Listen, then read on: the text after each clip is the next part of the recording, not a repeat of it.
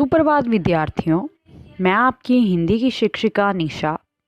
विद्यार्थियों, आज हम आपकी एक कविता पढ़ेंगे, कविता 5, जिसका नाम है शाम एक किसान। ये कविता कवि श्री सर्वेश्वर दयाल सक्सेना जी ने लिखी है। विद्यार्थियों, कविता शुरू करने से पहले मैं आपको कविता के बारे में कुछ बताना चाहूँगी। ये कविता जो है एक शाम नाम की कविता है। एक शाम जो है उसको किसान के रूप में हमारे सामने प्रस्तुत किया गया है इस कविता में। ये शाम कौन है?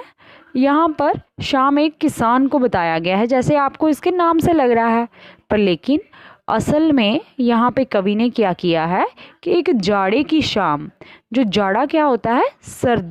सर्दी के मौसम की जो शाम है उसका प्राकृतिक जो दृश्य है वो हमारे सामने प्रस्तुत किया है। यहाँ पर कवि ने पेड़ पौधों, पहाड़, झरने, जंगल, इन सब का मानवीयकरण किया गया है।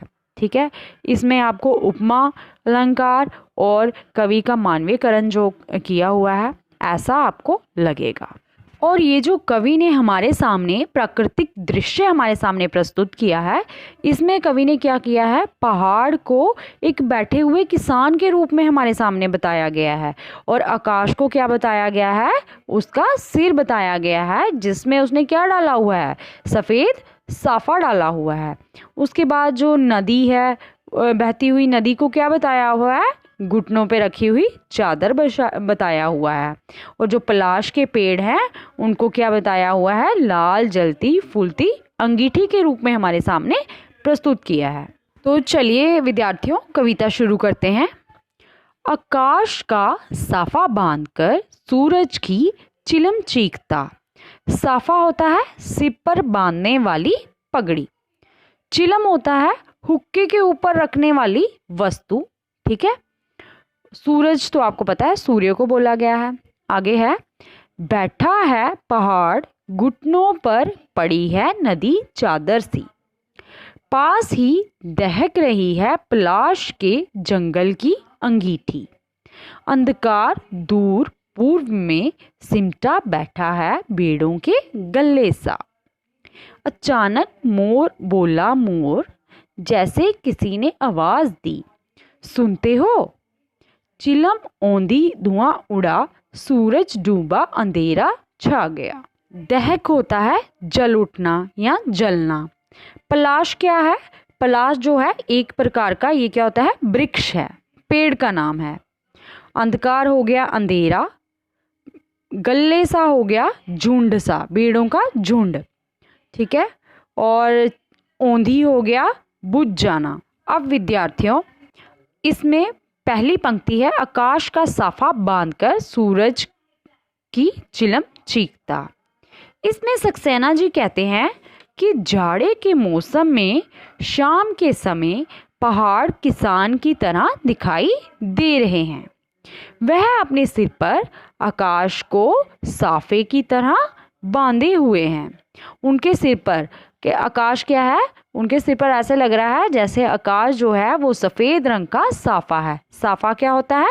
जैसे पगड़ी होती है ना, तो वो बांधी हुई है, वो बताया गया है यहाँ पर। जैसे आपको दृश्य में भी देखो, पहाड़ जो है वो आदमी का शरीर बन गया है, और उसके सिर पर आसमान जो है वो उसकी पगड़ी के समान हमें दिख रहा है। दूर बहती हुई जो नदी है वो उसके घुटनों पर रखी हुई चादर के समान लग रही है। जो वहाँ से एक नदी बह रही है वो कैसे लग रही है? जैसे एक चादर के समान जो है वो बह रही है। इस कविता में क्या है कि जो एक शाम के समय का, जो शाम का समय होता है ना, उस समय दिन कैसा होता है उसके बारे में बताया गया है। शाम के समय अब जैसे जैसे होता है, क्या होता है, नदी जो है वो बह रही है, वो सफ़ेद रंग का जो पानी है उसको क्या बताया गया है कि वो ऐसे लग रहा है जैसे पहाड़ है आदमी, और आदमी ने अपने घुटनों पर क्या रखी है? सफ़ेद चादर रखी हुई है। आगे कवि कहते हैं कि पास ही दहक रही है पलाश के जंगल की अंगीठी। कहने का मतलब ये है कि पास ही पलाश का क्या है? जंगल है, और इन पलाश के वृक्षों पर लगे हुए लाल जो फूल हैं वो क्या लग रहे हैं, जैसे जलती हुई अंगीठी के समान हमें वो लग रहे हैं। और पूर्व क्षितिज पर अंधकार जो है वो घना होता जा रहा है, मतलब शाम के समय जो है वो सूरज ढल रहा है और क्या हो रहा है, अंधेरा छाने लगा है।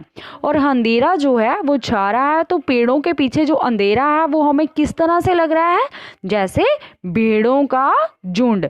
ये भेड़ों के गले सा क्या हो गया कि भेड़ों का झुंड जो है वो वहां पर बैठा हो, सिमट कर क्या हो, बैठा हुआ हो। इस तरह से अंधकार जो है वो हमारे सामने प्रस्तुत किया गया है और चारों तरफ क्या है, शांति ही शांति छा गई है।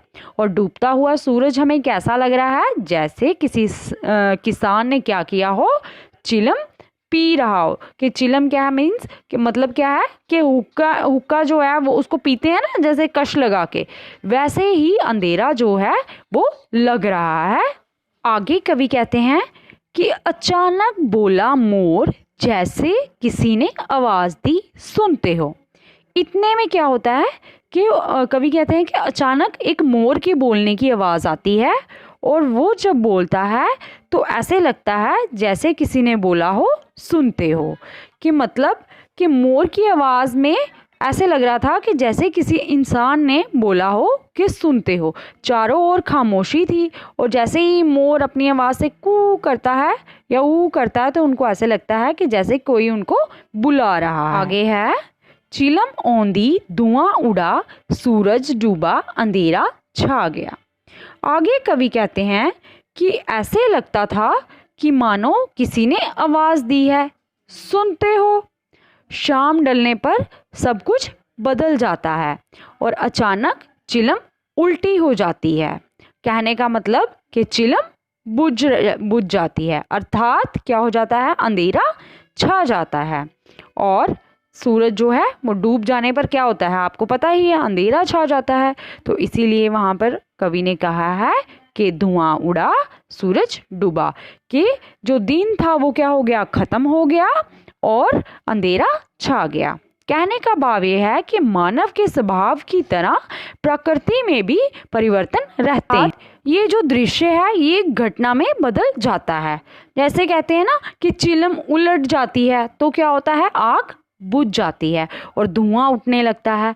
तो वैसे ही सूरज भी डूब जाता है, शाम ढल जाती है और रात का काला अंधेरा जो है वो छा जाता है। तो विद्यार्थियों, ये थी एक आपकी छोटी सी कविता जिसमें कवि ने एक शाम के दृश्य को, जो हमारा संध्या का समय का दृश्य है, उसको एक इंसान के रूप में यहाँ पर प्रस्तुत किया गया है। चीज़ों का क्या किया गया है, मानवीकरण किया गया है। मानवीकरण क्या होता है, किसी चीज़ को मानव के रूप में प्रस्तुत किया गया है। यहाँ पे पहाड़ों को क्या किया है, एक इंसान के रूप में प्रस्तुत किया गया है। आकाश को क्या किया गया है, उसकी पगड़ी बताया गया है। नदी को क्या बताया गया है, उसके घुटनों पर रखी हुई सफ़ेद चादर के रूप में बताया गया है। इस तरह से मानवीकरण किया गया है प्राकृतिक चित्रण का। मुझे उम्मीद है विद्यार्थियों आपको ये कविता अच्छे से समझ आई होगी।